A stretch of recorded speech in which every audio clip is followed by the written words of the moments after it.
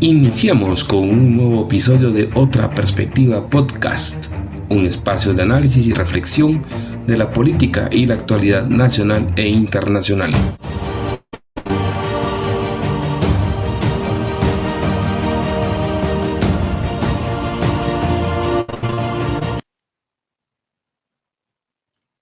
Sean bienvenidos a otro episodio de Otra Perspectiva Podcast. El día de hoy cuento con la presencia de la ingeniera Brenda Miranda, quien es nuestra invitada y quien estará compartiendo con nosotros su experiencia y algunas valoraciones con relación al tema del bono demográfico, que es uno de los temas que es importante que los guatemaltecos podamos ponerle atención a el efecto que va a tener en las próximas décadas en nuestro país. Así que, Brenda, bienvenida a este espacio de redes sociales, a este podcast. Agradezco el tiempo y tu colaboración para poder compartir también tu experiencia y tus ideas. Y tal vez solamente para iniciar, que nos comentaras y que también a los que nos escuchan y nos ven en las diferentes, tanto formatos de podcast video como también de audio, que nos contaras quién es Brenda Miranda, cuál ha sido tu recorrido. Yo conozco y sé que es una persona que ha aportado mucho en el ámbito profesional y académico, pero compartirnos quién eres tú, tu profesión. Fuiste la directora del INE en los últimos 2 años, entonces también que nos dieras tu experiencia de cómo fue el manejo de la dirección del INE como tal. Bienvenida al podcast. Muchas gracias, muy amable, ¿no? Pues un honor estar aquí contigo compartiendo este tema tan importante para el país, ya que pues se habla del bono demográfico, pero muy pocos le ponen un asunto o el asunto que debería de tener el bono demográfico. Yo pues actualmente soy consultora, asesora en materia de salud y seguridad ocupacional y gestión de calidad total también.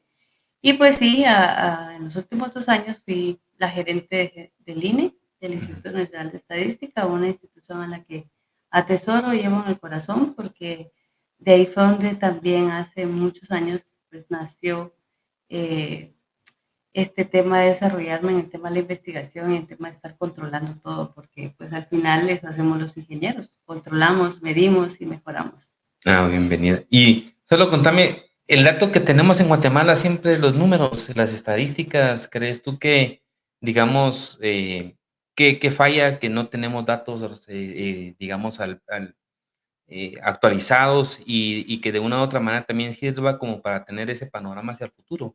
Sí. Te decía que nosotros los ingenieros estamos preparados para medir y controlar y mejorar. En Guatemala falta esa estrategia nacional de datos. No tenemos, sí tenemos el Instituto Nacional de Estadística, pero lamentablemente tiene deficiencias económicas, en el sentido de que no cuenta con un presupuesto adecuado para poder tener una estrategia de planificación de estadísticas a mediano y a largo plazo. Es decir, muy pocas veces los gobiernos le prestan la atención debida para poder financiar, porque las encuestas son a nivel nacional y estas pues tienen un costo bastante elevado por el tipo de desplazamiento que puede llegar a tener en las muestras, ¿verdad? Entonces necesita un financiamiento y parte de esto yo creo que sí, el INE necesita ser ya una institución totalmente autónoma e independiente para poder contar con un presupuesto digno y así puedan tener el cumplimiento de sus estadísticas en el tiempo recomendado por las entes especializadas en investigación. Sí, yo te decía esto porque, digamos, ha habido alguna situación eh, que me he encontrado, digamos, con alguna limitación para ir explicando algunos temas que, digamos, dentro de este espacio he querido y vamos a tratar de ir desarrollando para también generar esos elementos de reflexión. Y digamos, y que tiene que ver con estos tres elementos que te quisiera comentar previo a que entremos a ver un video previo de la presentación que hizo Segeplan y el programa de población de Naciones Unidas en cuanto al tema el tema del bono demográfico. Pero que al igual te decía, por el tema de las estadísticas en el siguiente sentido. Eh, digamos, Desde el año 2010, la CEPAL en el informe de Es la hora de la igualdad le marcó una ruta a Guatemala que establecía alguna serie de indicadores a poder desarrollar de cara a cabalmente, ellos decían, a 2045, 2050, ¿verdad? Que era el tema del bono demográfico, es decir, cómo aprovechar esa posibilidad en donde, digamos, hubiera población más joven y que de una u otra manera Guatemala fuera haciendo una transición para el fortalecimiento en cuanto al tema educativo y en cuanto también a la transformación de su economía. Eh, Hay datos que, digamos, en proyección que no los tenés como completamente a la mano, sino que tenés que ir armando un rompecabezas entre lo que tiene el INE y otras instituciones para poder articularlo. Pero más allá de eso que estaba en esta referencia del bono demográfico, también tiene el otro elemento de impacto con el tema de la cobertura educativa.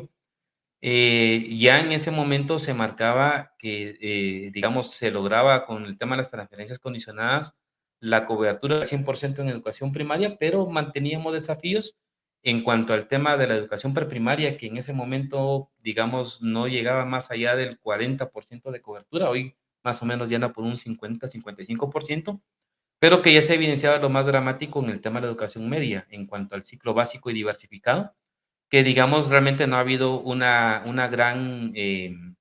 gran avance y hoy más o menos en la media es un 35% básicos y un 24-25% educación media, que de una u otra manera también tiene que ver con este referente, ¿verdad? De lo que vamos a hablar hoy del tema del bono demográfico. Y el tercer elemento que te decía al inicio, que no se prevía en ese momento, es un componente que a mí sí me ha llamado mucha preocupación, que está relacionado al tema de el tema del bono demográfico. En cuanto al tema del bono demográfico, el componente de la migración de muchos niños y jóvenes migrantes que de más o menos desde 2014 hacia la fecha, digamos, han estado migrando a Estados Unidos. Y hoy lo que nos indican básicamente es entre el reporte de las autoridades migratorias norteamericanas con otras ONGs, que más o menos hay alrededor de 700,000 a 800,000 niños y jóvenes que ya están en Estados Unidos, es decir, que se fugaron y que se drenaron, digamos, de ese sistema educativo nacional y que están hoy en Estados Unidos.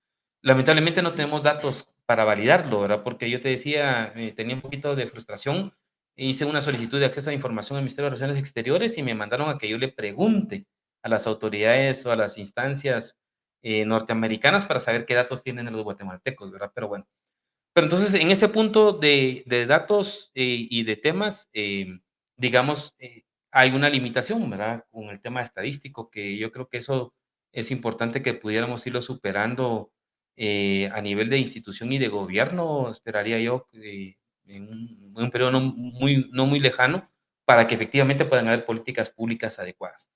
Pero bueno, pero este es el contexto, ¿verdad? En que nos lleva el tema al bono demográfico. Y si quieres, para que empecemos a hablar del tema en específico, vamos a escuchar este primer audio de presentación que hubo más o menos una semana y media atrás, en donde va marcando ya los elementos de este bono demográfico y también para que quienes nos están viendo y escuchando entiendan primero también a qué se refiere y a qué implica cuando hablamos de bono demográfico, qué es para que lo podamos entender. Entonces vamos a escuchar un rato. En el año 2017-2018. Allí empezó. En este momento ya hemos transitado 10% del bono demográfico que tiene el país. Son 63 años de bono demográfico y han pasado 6. Desde que iniciamos el proceso del bono demográfico, estamos en una fase en la cual tenemos muchas más personas en edades productivas que en edades no productivas. Entonces, las que están en edades productivas las llamamos independientes, potencialmente independientes. Las que están en edades no productivas las llamamos dependientes. Niños menores de 14 años, tradicionalmente, niñas, y personas adultas mayores, arriba de 65 años. Estos dos grupos, este momento, son relativamente pequeños respecto a la estructura general de la población. Entonces, hay más población en edad de trabajar, casi 2 por cada uno. Yo siempre hago este ejemplo. Es como que tuviéramos una familia de 5 personas y antes en esa familia de 5 personas, una trabajaba y 4 eran dependientes. Y por esas cosas de la vida, después de 10 años, tenemos una familia donde 3 trabajan y 2 personas son independientes. Evidentemente, esa familia que tiene 3 personas trabajando va a ser mucho más productiva y va a tener mucha más capacidad de generación de ingreso que esa familia en la cual había pocas personas en edades productivas. Entonces, Guatemala, ese es uno de los impactos importantes que tiene el bono demográfico. Se espera que dure aproximadamente hasta el año 2070 y en este caso tenemos todavía 57 años por delante estimados de participación y presencia del bono demográfico. No ocurre similar, sin embargo, en todo el país. Y ese es uno de los énfasis que hacemos. Las diferencias regionales. Entonces, en las diferencias regionales encontramos, por ejemplo, zonas, las más oscuras, que tienen una transición demográfica tardía, es decir, todavía no ha empezado el bono demográfico en estas zonas, y tenemos zonas que están bastante avanzadas en términos de la transición demográfica. Por decir algo, Zacatepeques y en este caso particular Ciudad de Guatemala, el departamento de Guatemala, tienen fecundidades que están por debajo del nivel de reemplazo. Se estudia demografía, eso es un nivel teórico que permite, ¿no es cierto?, que cualquier población se mantenga en el tiempo. Entonces, pero simplemente sirve como un punto de referencia. En este momento, la fecundidad estimada, Zacatepec estará en 1,7 y en el departamento de Guatemala en 1,6. Mucho más baja que fecundidades de 3,5 que vemos en algunos departamentos del norte y del occidente del país y del centro del país. Ok, Brenda. Bueno, nos estaban explicando en este caso de esta presentación de este informe, digamos la referencia de este bono demográfico. ¿Qué es el bono demográfico, Brenda? ¿Y qué elementos, digamos, de una u otra manera, hoy en día pueden estar afectando o pueden ser una ventaja para el país en el formato de políticas públicas? Gracias. Gracias, primero que nada, pues es un tema bastante bonito y apasionante porque podemos hacer una comparación de cómo la población ha venido cambiando y evolucionando de alguna manera en función también de la educación que se ha tenido. Efectivamente, Pablo comentaba de que la tasa de natalidad ha disminuido y por lo tanto las personas tienen menos personas que mantener y tienen más oportunidad para poder desarrollarse en el ámbito laboral. Pero ¿qué pasa si no existe un ámbito laboral? Entonces es ahí donde el gobierno o las entidades responsables tienen que generar políticas públicas para poder tener esas opciones de empleo para todas esas personas que están ya listas para eso. Por eso decíamos que este fenómeno es un fenómeno que en el futuro al final puede ser catalizador para el progreso y el desarrollo, pero también presenta muchos desafíos que debemos enfrentar con una visión clara y estratégicas fundamentales. En el bono demográfico hace la relación de que los países tienen oportunidad de experimentar un crecimiento económico acelerado debido a esa mayor disponibilidad de mano de obra y una menor carga de dependencia, lo que confirma del ejemplo que decía Pablo. Hoy en día tú puedes ver en una casa que hay personas que ya tienen edad de trabajar, pero el problema es que no hay dónde trabajar. Ese es el problema realmente. Entonces, ¿qué es lo que tenemos que hacer? Buscar esas políticas que ayuden a que las personas tengan dónde trabajar y con eso, pues, ahí, como dice vulgarmente, matas 2 pájaros de un tiro. Si generas políticas públicas en cuanto a empleo, vas a evitar que la gente migre. ¿Por qué? Porque hay cómo desarrollarse dentro de un país. Pero si tampoco existen personas capacitadas, no van a poder sustentar un empleo digno, ¿verdad? Las personas tienen que estar capacitadas y tienen que existir estos estrategias de empleo para este tipo de personas.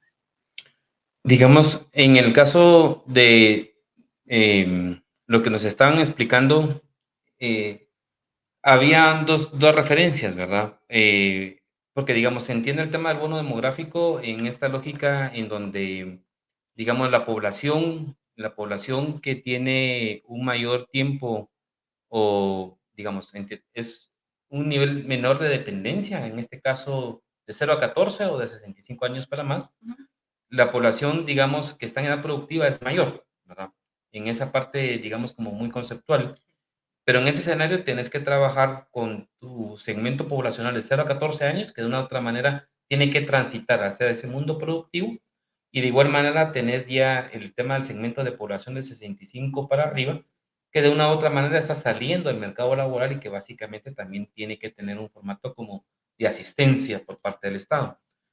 Si tú lo miramos acá en la diapositiva, el componente también que nos están anunciando ahí es que efectivamente, digamos, estamos en un proceso en donde van a haber cada vez menos población joven, ¿verdad? Y ahí está vinculado el tema de la reducción de la tasa de fecundidad, ¿verdad? Que está bajando y se incrementa a mayor cantidad de población de 18 a 34 años que va marcando ese segmento, digamos, laboral y que, como tú le decías, implica el tema de las condiciones de empleo, ¿verdad? Entonces, a mí me gustaría quedarme primero en esta primera fase, digamos, de la población de 0 a 14 años. Porque, digamos, aquí tenemos dos componentes. Una es que si hay una proyección que se está marcando y que, digamos, en cuanto a las proyecciones que aquí nos estaban presentando, que viene más o menos entre el año 2020 y ya estamos en esa generación de reducción de esa tasa de natalidad, ¿verdad? Eso implica que menos mujeres, que las mujeres tienen menos hijos, ¿verdad? Que es un poco la referencia que había antes en Guatemala. Eh, pero, digamos, más allá de qué efecto te puede hacer también que, digamos, haya como una reducción drástica de que pasamos de 3.5 a 2.7 y ahora una media de 1.6 de hijos por mujer. ¿Qué hacemos con ese segmento de población de 0 a 14 años, ¿verdad? En donde tenemos dos elementos. El primero de ellos está relacionado a que, digamos, debería ese segmento poblacional estar estudiando. Y cuando miramos las estadísticas, resulta ser que nuestros niveles de cobertura están bajos. Y que si desde 2010 se había planteado que teníamos que llegar al 2030 a la universalización del 100% de todos esos niveles educativos, hoy cuando tú miras la estadística, resulta ser que no, o sea, incrementamos un poco el tema de la preprimaria a un 55% como estaba planteándolo al inicio. En la primaria, que llegamos al 100%, la bajamos. O sea, aquí un poco yo cuestiono, en el tiempo de Yamatei se marcó que estábamos sobre el 100 cuando realmente la práctica te decía que no. El último dato que dejó claramente el exministro de Educación de Jimmy Morales era de que teníamos un 72% en educación primaria y que habíamos perdido 25 puntos de entre 2012 a 2019. Hoy el gobierno todavía no da los datos, pero sí ya lo bajó un poco, ya lo ajustó a que hay más o menos un 84% en educación primaria. Pero lo dramático es el ciclo medio, en el ciclo básico y diversificado, en donde uno, no se logra tener un incremento de cobertura y en el caso, digamos, del empleo que tú lo estabas marcando, en la educación diversificada, más o menos hay una proyección de que hay 180,000 jóvenes que se gradúan al año y que se insertan o que estarían insertándose al mercado laboral, pero que solo 20,000 logran ubicarse formalmente y el resto no.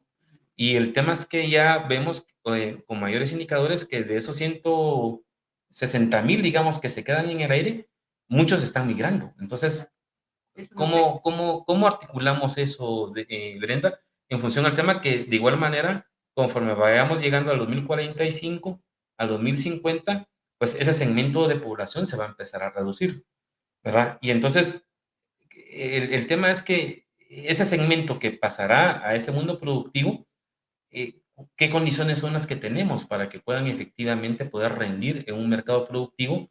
Si primero no tienen, digamos, la suficiente formación y por el otro lado tampoco se generan condiciones de empleo, o sea, masivo. O sea, ¿cómo transitamos en esa etapa de lo que hoy es 2024 a 2050 con este dato que nos marca, ¿verdad? En esta línea amarilla, donde hay una muestra clara de la reducción de la tasa de natalidad. Aquí está el incremento ya, digamos, de la mortalidad, ¿verdad? Que también eso se va a topar y va a coincidir por ahí en los 2080 entre nacimientos y fallecimientos. Pero de igual manera tenemos la otra gráfica en donde tienes tú, digamos aquí, en la línea verde, que es la población de 15 a 34 años, ¿verdad? Que es la que está marcando que va a ir en un crecimiento y que hay, digamos, aquí claramente la caída de esa tasa de fecundidad. Entonces, ¿cómo enfrentamos esa primera etapa? Sí, hay oportunidades. Ese crecimiento que tiene de la población joven es muy rápida Y si logramos capitalizar este potencial, podemos sentar bases de desarrollo sostenido. ¿Cómo hacerlo? Pues con las ausencias que están, y que la gente se ocupe a lo que realmente se tiene que ocupar en política pública, a través del crecimiento económico, con una mayor proporción de trabajadores que pueden llevar a un aumento en la productividad.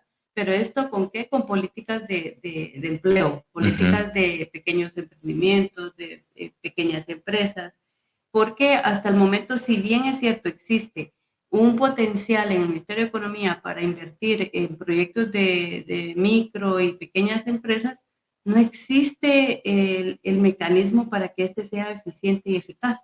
Sí está, pero no logran llegar hasta donde están estos jóvenes.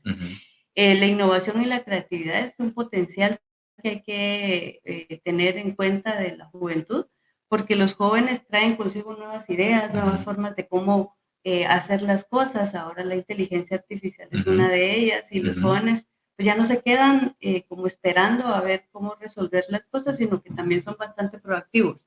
Este mecanismo de la proactividad da esos enfoques frescos y puede ser una capacidad para que innoven en la forma de cómo crecer económicamente.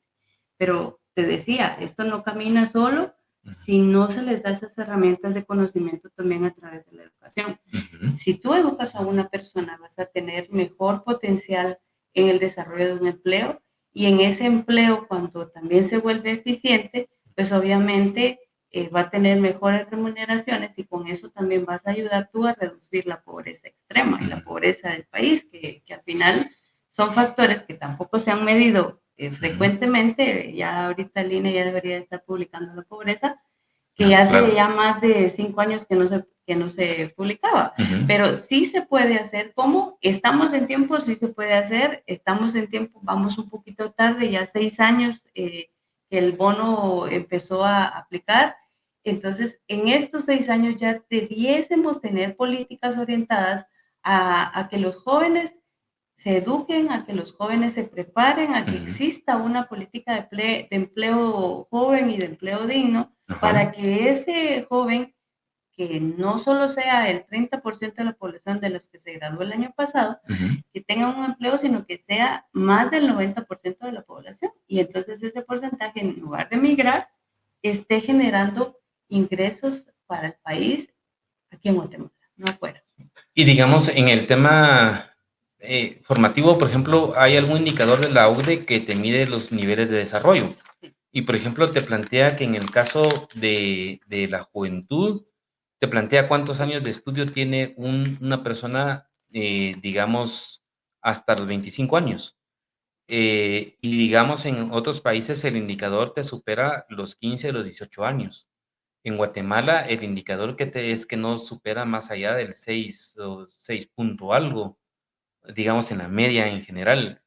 O sea, ¿qué elementos deberíamos de estar trabajando para que por lo menos, como parte de una política pública, lograras asumir como compromiso que una generación por lo menos tenga 15 años de estudio?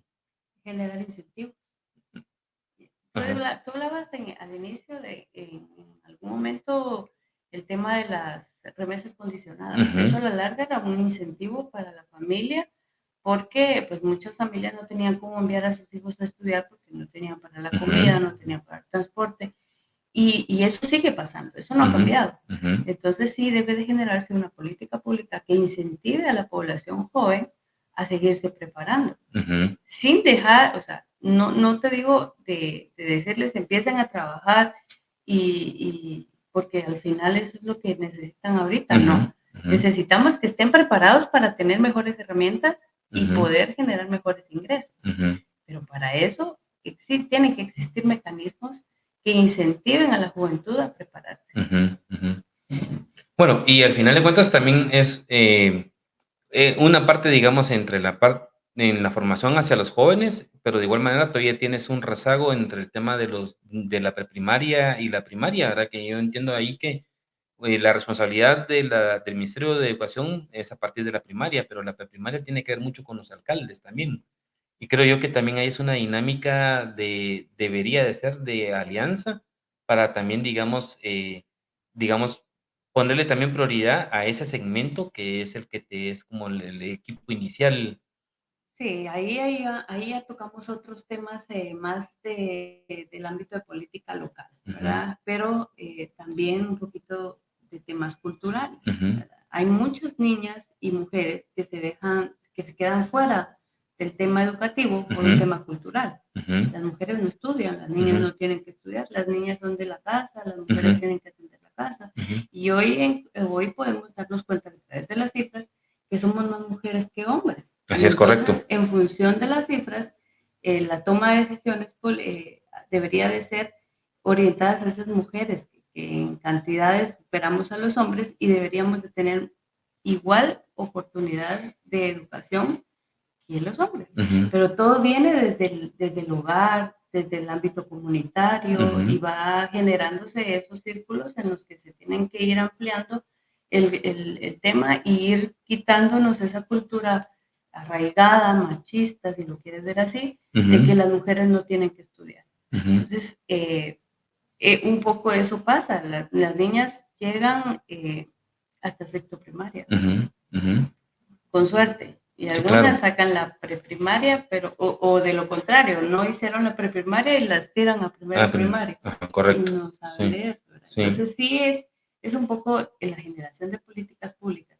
Todo, si te das cuenta, todo en causa o al final termina o converge en que si no hay políticas locales, políticas públicas generales, al final no vamos a encontrar un camino adecuado para alcanzar ese desarrollo económico que otros países llegan a tener, Ujú, porque ellos sí lo ven con tiempo.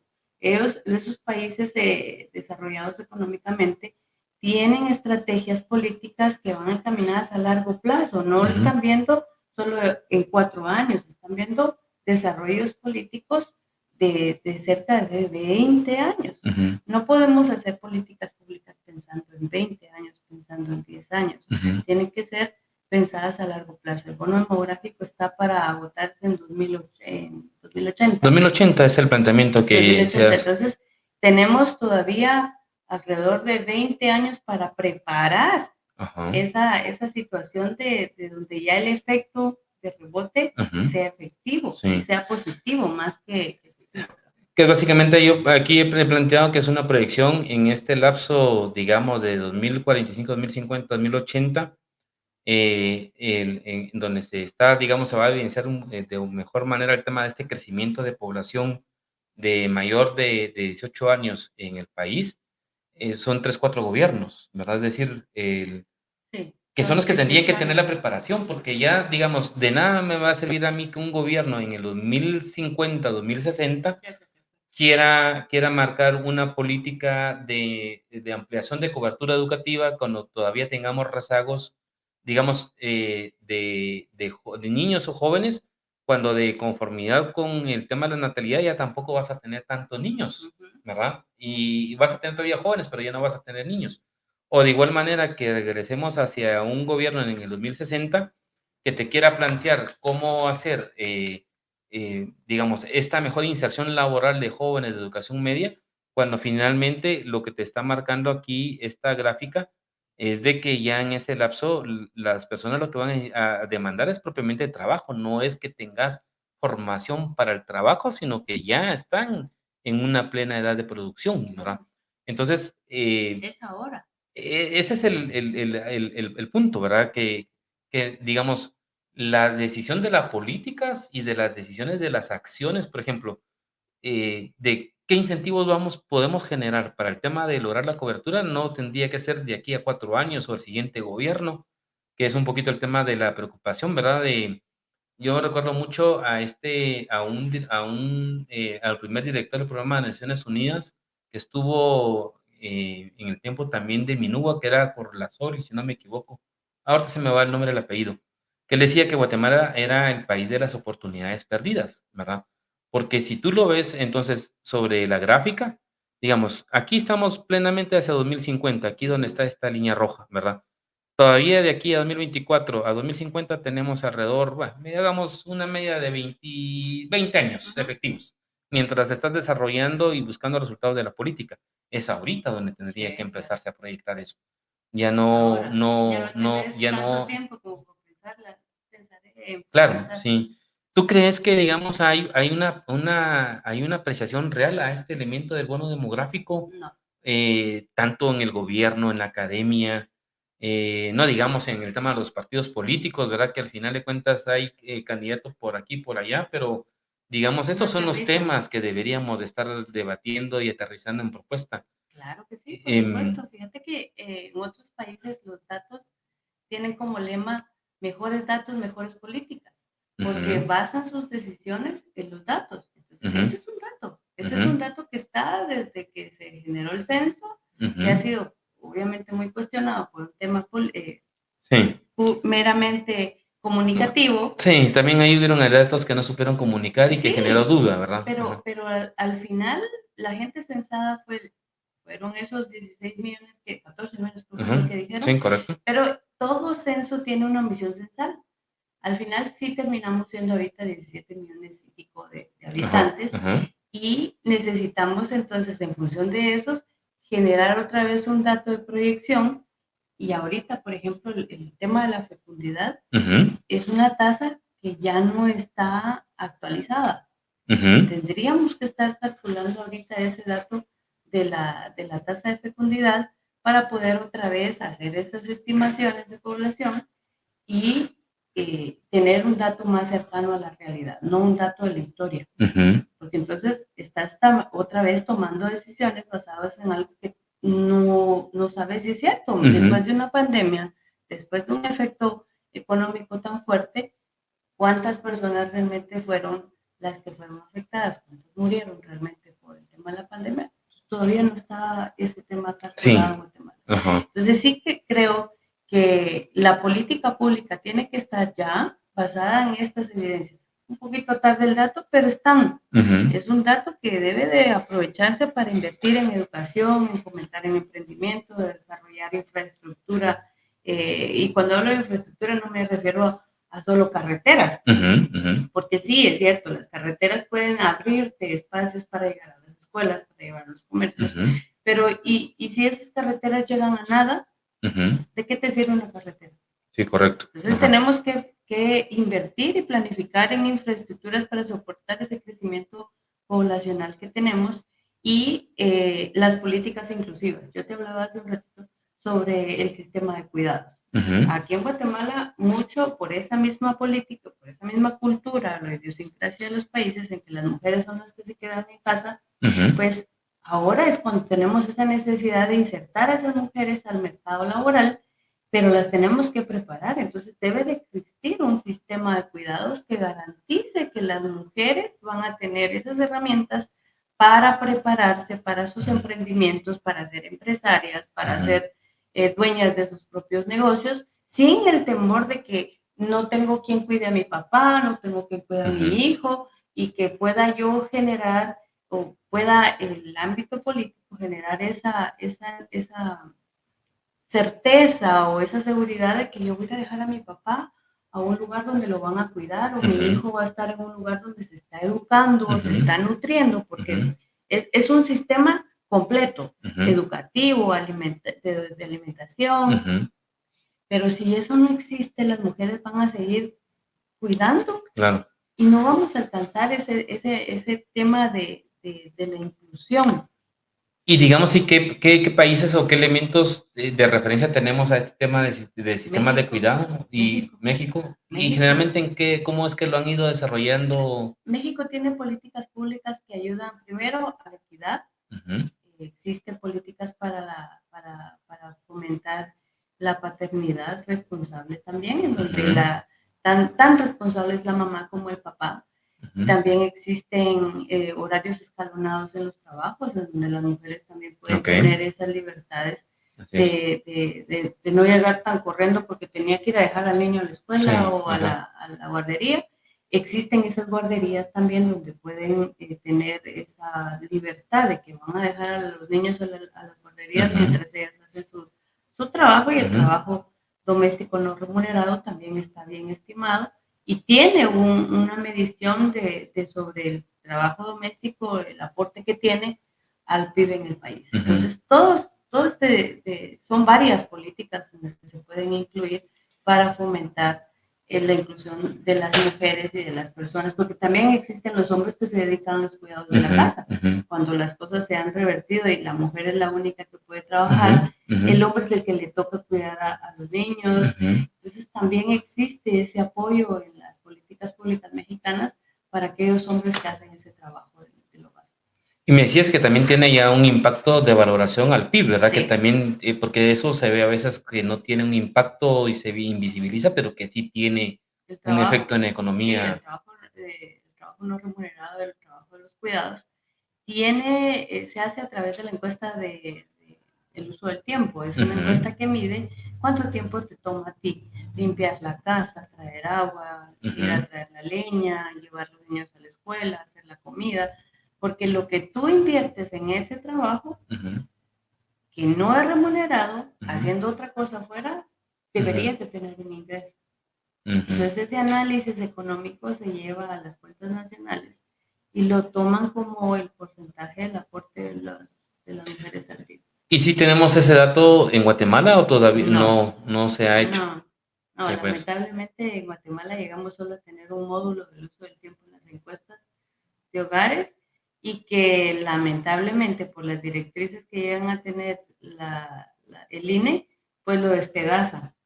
He escuchado, también me ha tocado pelear que el módulo sea íntegro, porque sí, en algunos casos le quitan 5 preguntas, que para qué voy a preguntar cuánto tiempo se usa para ir a traer la leña, quítelo, eso no me interesa. Entonces es por la misma ignorancia que se tiene sobre la composición de cómo generar un indicador. Entonces hay estudios y hay encuestas que ya están determinadas con su metodología. En este caso, el uso del tiempo son un conjunto de preguntas que sumados todos esos factores te van a dar ese aporte. No es como tan general como la encuesta de uso del tiempo, el UT se llama en México, pero Colombia también es otro país que está muy a la vanguardia del tema del uso del tiempo y está generando políticas públicas en función de los resultados de las encuestas para la inclusión. Sí, o sea, al final, si lo vemos, es un tema más complejo, porque no solamente son elementos, digamos, cómo logramos que estén más niños, sino tiene que ver qué incentivos hay, pero además alrededor, este sistema de cuidado que tú implicas, que de una u otra manera también, digamos, es hacia la proyección que hay, ¿verdad? Cuando en un momento determinado vamos a tener población mayor de 60 años y que obviamente estos centros de cuidado te van a tener que servir de referencia, que más que escuelas de preprimaria, también vas a tener que tener este sistema para los adultos mayores, ¿verdad?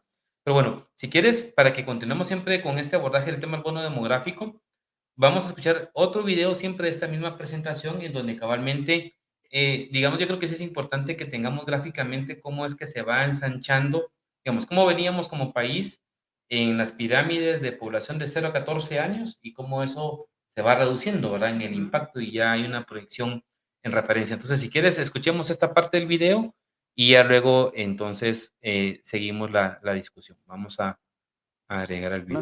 Al año 2024, de acuerdo a las estimaciones del Instituto Nacional de Estadística. Y todo esto se produce en un contexto donde básicamente el gran factor que está determinando esta reducción en el nivel de crecimiento poblacional tiene que ver con la reducción de la fecundidad. La fecundidad la medimos normalmente por el número de hijos por mujer que va a tener a lo largo de su vida, la tasa global de fecundidad. Si ustedes ven la tasa global de esta línea de acá, que es esta línea naranja, vemos una reducción sustantiva donde se ha venido, ¿no es cierto?, una tendencia radical de disminución en los últimos años. O sea, pasamos de tener 5 hijos por mujer a tener en este momento aproximadamente 2.7 hijos por mujer en promedio para todas las mujeres en Guatemala. Y por otro lado tenemos también una reducción significativa en la mortalidad de personas al año 2024, sustantiva, donde se ha venido, ¿no es cierto?, una tendencia radical de disminución en los últimos años. O sea, pasamos de tener 5 hijos por mujer a tener en este momento aproximadamente 2.7 hijos por mujer en promedio para todas las mujeres en Guatemala. Y por otro lado tenemos también una reducción significativa en la mortalidad Aquí te va a marcar un poco siempre tema de la fecundidad como un componente, digamos, dentro de la característica de este bono demográfico. Em, yo creo que, digamos, aquí la diferencia que está marcando es de que a nivel de los departamentos, y ya vamos a ver en una siguiente gráfica, digamos, el comportamiento no está, no es homogéneo en todos los departamentos, sino que hay, digamos, unos departamentos más que otros, y ellos los han clasificado como en etapas intermedias y tardíos, ¿verdad? Yo ahí tal vez solo la única referencia que fíjate que me llamó la atención es que, haciendo de trabajo de acompañamiento a algunos candidatos en el periodo 2023, revisé y acompañé el plan de gobierno de un candidato a la alcaldía en Antigua. Y uno de los elementos que yo le marcaba es que cabalmente para la Antigua Guatemala en el 2030 sí hay una reducción más o menos de un 10% de población de 0 a 14 años. Y que coincide cabalmente con lo que decía em, representante de la Oficina de Población de Naciones Unidas, que en el caso de Guatemala y Zacatepeques es en donde la tasa de fecundidad por mujer anda entre 1.6 y 1.7, ¿verdad? Es menor. Digamos, tú lo marcabas al inicio, que eso es también una posibilidad en donde le permite también que las mujeres puedan tener una mejor posibilidad de la inserción laboral, ¿verdad? Como un referente. Em, pero por el otro lado, también señala que, digamos, a nivel de los departamentos, eh, tenemos un fenómeno también con el caso de adolescentes, que de una u otra manera también, digamos, en una edad muy temprana también se convierten en madres. Entonces, ¿cómo variamos este elemento entre que hay un segmento en donde se reduce la natalidad, pero en otros lados también tenemos los fenómenos que también están, digamos, de una u otra manera afectando a la juventud en el tema de este proceso de que hayan casos no mayores que entiendo yo, entre 1.800 o 2.000 niñas jóvenes que se están convirtiendo en madres en una edad en donde no deberían ser madres? Es complejo Ajá. el tema de la respuesta, porque esencialmente en los departamentos, pues hay un tema que muy pocas personas quieren abordar, que es la violencia. Ujú, Y dentro de la violencia, en los ámbitos de la violencia, existe la violencia sexual. ujú, Y ese es el efecto al final de que las niñas están siendo madres niñas ujú, ujú, en una muy buena parte ujú. del país. Hay departamentos en los que tú ves una encuesta de violencia, se refleja como que no existe la violencia, Ujú, pero tú vas a los casos de denuncia y son donde más denuncias hay. Entonces dices, ¿por qué hay más denuncias? Y a la hora de sacar el recuento de la encuesta de violencia en el departamento sale que no tiene violencia, ujú, y menos sexual. ujú, Pues es porque hay un fenómeno de normalidad de aceptación de la violencia, que es ujú, otro tema que también es muy oportuno, juvenil y mayor. porque las niñas, como no tienen esa educación sobre definir qué es y qué no es bueno ujú, o aceptarlo, entonces se vuelven madres y ya lo van viendo como algo tan normal que, por ejemplo, una niña tenga un hijo de su papá. ujú, Son efectos culturales, son ujú, efectos eh, de desconocimiento, aunque nos duela decirlo, ujú, pero a mayor educación ujú. va a haber menor aceptación a todos estos Claro. efectos sociales. Y de ahí la importancia que también se garantice el acceso de las niñas al tema educativo, ¿verdad? Que es un indicador, y pobreza, porque son elementos entre pobreza y educación. Sí, te das cuenta que con esto volvemos a caer en el mismo círculo. O Ujú, sea, al final todo termina en que tenemos que educar a nuestros jóvenes. ujú, Tenemos una población joven ujú, y que en este momento no estamos hablando de dentro de 20 años, es ujú, ahora el que ujú, tenemos que implementar políticas en donde generen al final la inserción, o no desertar de la ujú, educación, al ujú, contrario, promover que cada vez las niñas y los niños se mantengan educando y que tengan esa motivación para poder tener esa aspiración de ser alguien, porque voy a ser ingeniero, pero ¿para qué voy a ser ingeniero si no ujú, tengo dónde trabajar? ujú, ujú.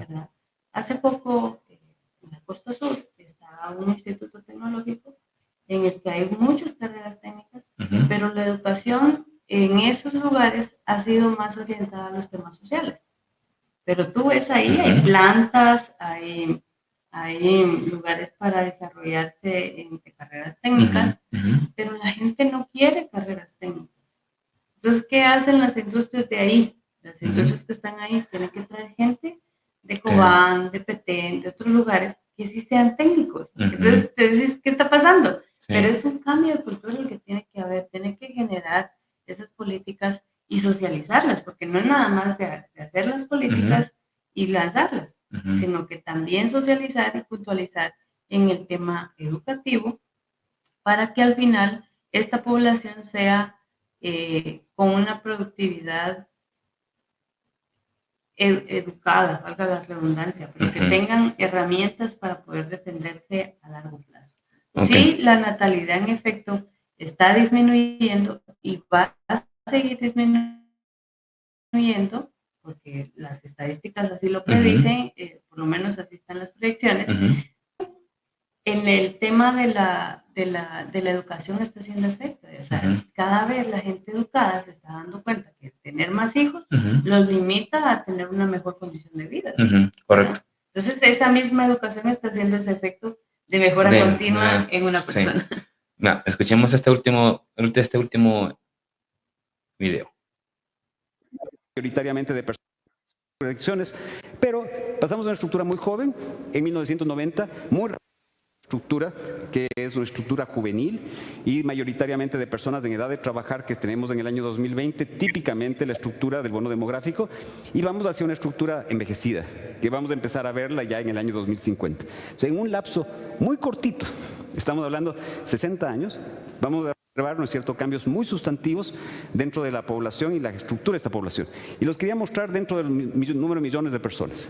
O sea, de 0 a 14 años teníamos 4.2 millones de personas en el año 1990, 4.5 millones de 15 a 64 tenían el mismo tamaño, básicamente los dos grupos poblacionales, y apenas había 300.000 personas adultas mayores. Este año tenemos 900.000 personas adultas mayores estimadas y vamos a llegar a 2.7 millones en el año 2050. Entonces, un incremento muy sustantivo de esa población. Y miren ustedes la variación. La población de 0 a 14 es ligeramente superior en el año 2020, pero la población en edad de trabajar básicamente se ha duplicado. Entonces, este es el ritmo al cual va creciendo y ese es el ritmo que va produciendo justamente el cambio demográfico y en este caso lo que vamos a ver que es el bono demográfico. Ok. Bueno, aquí, si tú ves, vamos siempre en esta misma dinámica, ¿verdad? De las pirámides, cómo se va marcando el tema de la población. Y digamos, ahí lo que está marcando este informe es que efectivamente en ese proceso, a mí hay dos datos ahí que me llaman la atención, ¿verdad? Uno es cómo hay una transición en el caso del año 2020, ¿verdad? En que se incrementa el tema de población mayor, digamos que se va a ir marcando de los 15 hacia arriba, y que digamos de una u otra manera se reduce el rango de 0 a 14 años. Y en esa dinámica lo que están planteando ellos es lo que hemos estado marcando. Dos, deben de haber más intervenciones para productividad y para el tema de la inclusión laboral de mujeres y jóvenes, ¿verdad? Como referentes. El tema de inversiones significativas en la cobertura educativa, en la calidad, que ya lo explicábamos. El tema también de la salud, digamos, en cuanto a la referencia del otro dato que a mí me llama la atención, de que hacia 2050 estaremos hablando de 2.7 millones de personas mayores de 60 años. Es decir, esta lógica también del sistema de cuidado que tú marcabas, que digamos debería ser un referente que tiene México, no solo aplica, digamos, a este segmento de jóvenes, sino que también ya va a ir marcándose a este segmento de personas mayores en la dinámica, digamos, de que también te va convirtiendo otras demandas y el tema de la salud. Digamos, si aún todavía tenemos elementos de desnutrición, y ya el tema del sistema público de salud para personas mayores de 60 años, estamos hablando de enfermedades terminales, diabetes y otras cosas más por el estilo. Entonces, ¿cómo hacemos también esa transición en ese componente de salud? Y luego, pues hay algún elemento que ahí está marcado de que los estudios señalan de que en Guatemala tiene solo una brecha de 9 años en donde hay un superávit que cada persona tiene en cuanto a sus ingresos y sus necesidades, ¿verdad? Que es solamente de 35 a 43 años y que te marca ese proceso de envejecimiento poblacional. ¿Cómo articulamos al final? Porque aquí, de igual manera, digamos, a mí me causa bastante una impresión muy, muy impactante cuando ves también cómo se va cambiando esa pirámide de conformación de edad de los guatemaltecos entre 90, 2020 y 2050 y lo que nos esperará para 2080. Claro.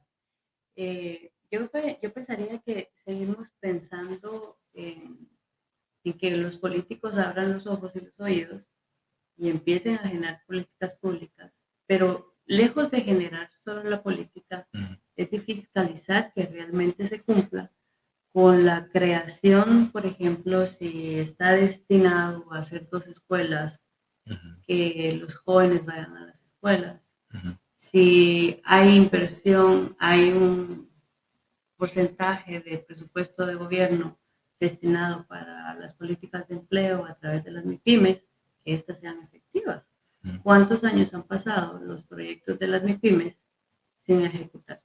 ujú, Se devuelve la plata. Ahí podemos ir a ver los datos del Ministerio de Finanzas, que ese porcentaje de ejecución no llega ni siquiera al 50%.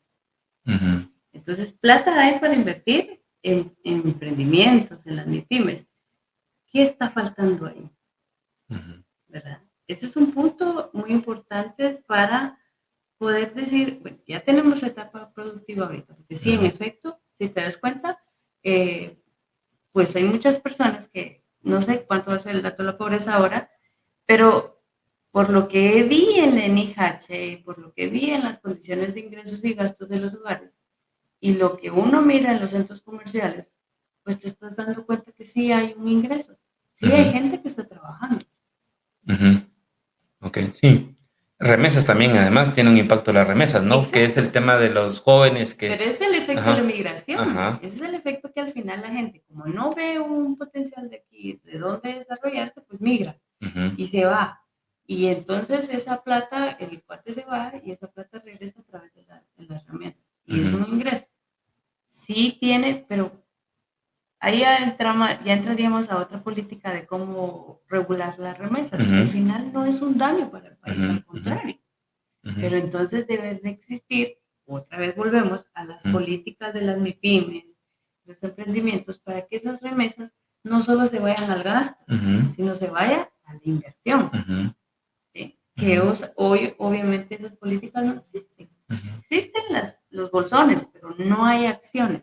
ujú, Entonces lo que nosotros debemos de buscar para preparar a esos jóvenes y a esa población que tenemos adulta en condiciones de trabajo, también ir preparando las condiciones para cuando lleguemos a viejos. claro, ajá. Que Porque además también no está tan muy lejano. no, y somos bastantes. Ajá, O sea, correcto, es que ese es el dato, 2.7 millones de la somos proyección. bastantes a los que vamos a llegar a viejos Ajá, y que no hay condiciones que te garanticen que vas a tener un lugar digno para vivir. ujú, Si no se genera una política pública, van a ser una carga más para el gobierno. ujú, ujú. Y lo que tenemos que garantizar en estos momentos es tener un sistema, y vuelvo al sistema de Ah, cuidados, sí, cabal. que genere esas condiciones de que la gente que va a migrar de la niñez, la juventud, Ujú, a la parte productiva, no vaya a tener una carga que no lo vaya a dejar desenvolverse en el ámbito laboral, ujú, si al final logramos desarrollar estrategias de empleo. ujú. Sí, correcto. Es una cadena, esto Sí. al final sigue siendo un sistema. Y hoy solo quisiera hacer mención de esta gráfica, mira, porque al final también, digamos, ciertamente es impactante el tema de la reducción en la población, pero al igual lo que nos marca el informe es que también no es homogéneo en todo el territorio, ¿verdad? Solo la referencia, ¿verdad? Y porque también tú por tu faceta universitaria también lo conoces más claro también. Si miramos el mapa, digamos, en donde está, digamos, la lógica de donde va el bono demográfico más tardío, es decir, que todavía tiene un margen de oportunidad, que también es para el tema de la política pública. Si tú lo ves, son los departamentos. Uno, los que concentran mayor cantidad de población en el país, salvo el tema aquí del departamento de Guatemala. De ahí tienes Alta Verapaz, Quiché, Huehuetenango, San Marcos, Ujú. ¿verdad? Como tal. Petén, que es el otro en donde hay un mayor nivel ahora de migración interna, ¿verdad? Que es la referencia a Guatemala y Petén. Pero de igual manera, aquí es donde hay mayor población indígena. Entiendo yo, aquí también se concentra la pobreza, ¿verdad? Y como tú decías, falta ese indicador de la pobreza que nos queda pendiente. Tenemos solo el de 2014, que marcaba que estábamos un 49%, y luego creo yo que Naciones Unidas hace algunos años actualizó que teníamos un 57, 59% de pobreza. 59.3. 59.3, bueno. Yo no, digamos, en el indicador me marcaría que no sé si se va más para arriba que para abajo. Es lo que ves en los datos reales, ¿verdad? Pero al final más allá, ¿va? Entonces, pero aquí en mayor población, aquí están los mayores indicadores de pobreza, hay mayor población indígena, fueron el territorio más afectado también por el conflicto armado. O sea, todavía si queremos regresar a la década de los 90 y a las metas que establecían los acuerdos de paz, ¿verdad? En la dinámica de los departamentos. Pero hoy también a la vez, si tú lo ves, digamos, en donde se pudiera concentrar alguna debilidad en estos departamentos, también puede ser una oportunidad. Por ¿verdad? supuesto.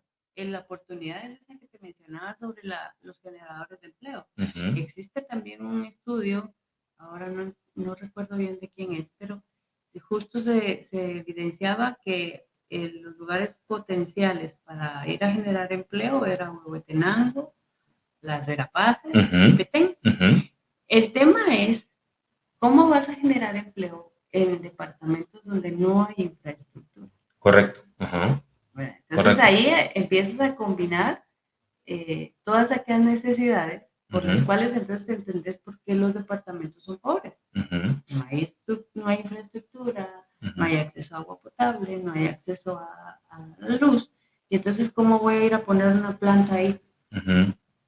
No voy Sí. a tener cómo sacar mis productos. Ujú, Entonces, sí, debe de existir una estrategia de políticas global, pero también bien estructurada en todos esos departamentos en donde todavía no existe ese desarrollo del bono demográfico como tal, ujú, ese que viene tardío. ujú, Y donde tú dices, sí, la gente migra.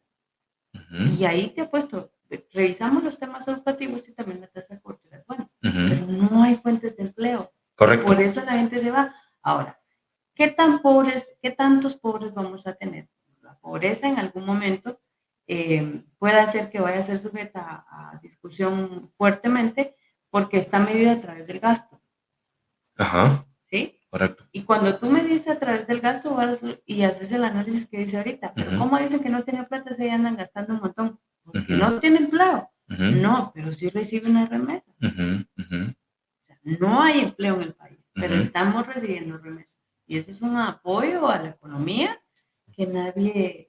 Que es un factor también de estadístico de de las variables para medir de un lado la pobreza, ¿verdad? Que es, Exactamente. Entonces, te digo, hay elementos muy importantes que tenemos que medir en estos departamentos y son potencialmente para el desarrollo de considerarlos. No podemos dejar de lado el- los departamentos con mayor índice también de violencia, ujú, ujú, pero todos son efectos sociales que se derivan por la falta de un empleo, ujú. la falta de educación. Y volvemos otra vez al mismo tema de la educación. O sea, todo Sí. nace, si un país es educado, va a ser un país desarrollado.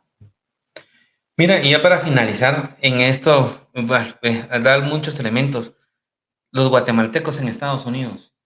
Digamos, el censo marcó obviamente el territorio nacional y la lógica entre los 14, 16 millones, 17 millones, que es la proyección.